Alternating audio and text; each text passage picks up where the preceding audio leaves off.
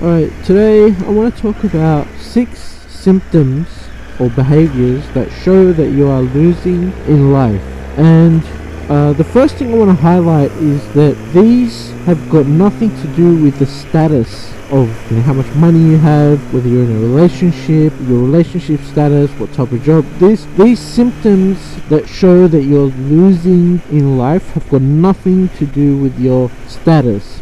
So first, welcome to my channel where we talk about bikes and Bible verses. And today is not about bikes, but we will have a Bible verse at the end, so please stick around for that. I want to point out that there's a lot of parallels between what I'm talking about and also like the concept in the Bible of the devil. And this, what I'm talking about, is relevant whether you believe in the devil or not, because in the Bible, like, the devil is the ultimate, portrayed as the ultimate loser, and the characteristics that the devil have are the same as what people, someone that you would call evil. And these are the characteristics that are shown for someone who is losing in life. Other people might call it, it's narcissism or psychopathic behavior, or sociopathic, or toxic, but it's the same. So I'm going to talk about these 6 behaviors, and I also want to emphasize that the solution to these is not trying to stop the behaviors, it's not trying to forcefully stop the behaviors, but to get to the root cause. So when you stop the cause, then the behaviors will also stop as well. And I want to tell you, the cause is very similar to what the Bible says, is that people take or relinquish to the position of hatred, bitterness, revenge, as opposed to love, hope, and forgiveness. And in life we need to strive for love and hope and forgiveness. There's nothing special about you if you have hatred and bitterness and you want to take revenge. That's actually the normal, the default position. We need to strive for love and hope and forgiveness. These concepts are talked about a lot, but one is the one where we can choose between bitterness or hope. So bitterness is when maybe everyone around you is achieving more than you are. You feel that you're being left behind, and maybe it's easy to take this bitterness. But the opposite of that is to be hopeful. 6 symptoms that show that you're losing in life.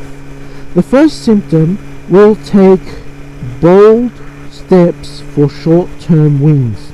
So typically people play by the rules, whether it's in sports, business, social, whatever. People generally play by the rules.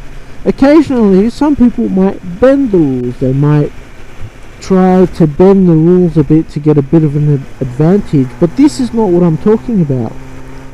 The people who are losing in life don't just bend the rules, they boldly break the rules. There is something characteristically evil about the way that they break the rules. It's when they do something that is shockingly wrong and everyone is just speechless and frozen because of how shocking and bold of an action that they did. And because of this, they can get away with it. People just sort of dismiss it because it's so shocking and wrong, and they don't talk about the elephant in the room. They ignore the elephant in the room. But if you're encountering this, you need to maybe be more prepared. Be prepared with the right words. Learn how to accurately articulate your response.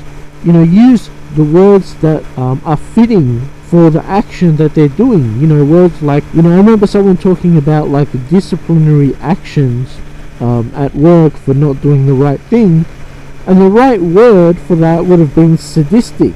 It's not a disciplinary approach, it's a sadistic. You need to find the right words. So it's one thing to have a gut feeling of when something is wrong, and it's another thing to have the right weapons to fight back, the right vocabulary to fight back, and to point this out. The second symptom that shows someone who is losing in life is they take cheap shots. this is different to the first one. You know, this person's doing something dirty, but of to no effect. It's like when, you know, two schoolboys are fighting and one of them is being thrashed. And then he's being thrashed to the ground, so what he does is he grabs a handful of sand and throws it at the other kid that's beating him up. Now, throwing sand is not going to help you in a fight. You know, these people take cheap shots because they know they're being thrashed and they've got nothing else to throw. And what you can do in this situation is that this is like a cue to be careful around a person, okay? You need to look out for these things. These things will be like a warning for you to be careful around that person. You can be careful to not not leave yourself wide open for their cheap shot. You can perhaps forgive them because you know their position. The third symptom of someone who's losing in life is out of place anger. This is not someone who gets really angry because of something really bad that happened. And this is not someone who even someone who's got like an anger problem. This is out of place anger. There is something particularly evil with the anger in that, you know, that they have. It's often someone who is usually very calm most of the time, but then has these bursts of anger in moments that's unexpected and unwarranted. And that's where the issue is. You know, there's a lot going on inside this person, and that's why they're not just unpredictable, but they're never remorseful as well. Unlike the person who has anger issues, or someone who gets angry for a good reason, you know, they're kind of predictable. The person with anger problems is predictably always angry. But usually those types of people are remorseful. But the person who's losing in life is not remorseful. And usually anger is an emotion that someone has to struggle to control. But for these people, they kind of want to be angry in certain situations. They even force themselves beyond the natural emotion to keep being angry, to keep that anger going. The fourth symptom of someone who is losing in life is that they lack accountability and they like to blame others. These people are afraid, they're emotionally injured, they cannot take any more beatings, therefore they naturally guard against bringing any of their mistakes to light. See, we need to understand how they think, and to work around the issue and even have some sympathy. Some of these people are emotionally hurt. On the other hand, though, some of them have just got like overinflated sense of self-pride, which is why they have all these symptoms, which again is a characteristic of the devil from the Bible. The fifth symptom is their overemphasis on the pessimistic or worst case scenario. Remember when I talked about people get to choose between hope and bitterness? Hope is a really powerful force, even though it looks like the situation is not working out for you. Hope is a very, very powerful force, even for situations that are impossible. But these people will squash all optimism. They will squash any optimistic view, even if it's the most likely position, even if it's the most likely thing to happen. They will squash it because of their overemphasis on pessimism and the worst case scenario. The reason is they have chosen bitterness instead of hope, and this pessimism is just them validating and affirming verbally what they've already accepted internally. And the last point is that they have a victim mentality.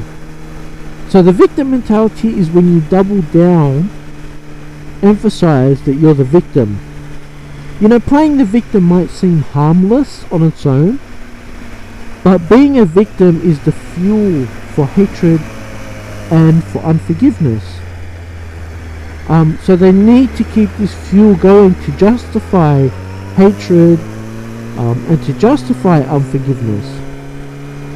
And like I'm saying, you know, all of these points, there are some people naturally in a given situation will have some of these, right? And that's kind of normal because it's natural and it's warranted. But the problem with the people who have taken the losing position is that they overuse and they kind of forcefully, like they want to keep it going. All these negative emotions, these points that I'm talking about, they want to sort of unnaturally force them to keep going, rather than just have like a natural burst. You know, if someone hurts you, you have a natural burst of anger, but then you calm down and you kind of feel remorseful. So there's something unnatural. These people they force these feelings to keep coming. So these are the 6 points which I hope you know, I can help you to identify, maybe help people, and maybe if you're the person who has these behaviours, to have, you know, the forgiveness and the love and the hope, which I know sometimes is hard, but overall in the long run it's the much better approach. So I'll just end with the Bible verse today, and that's Proverbs chapter 17 verse 14. It says, starting a quarrel is like breaching a dam, so drop the matter before a dispute breaks out. So it's an interesting perspective that this verse brings out. It highlights like the power of choice that we have. So like I said, it's one thing to react emotionally to something, but it's another to willfully continue it, to keep it going.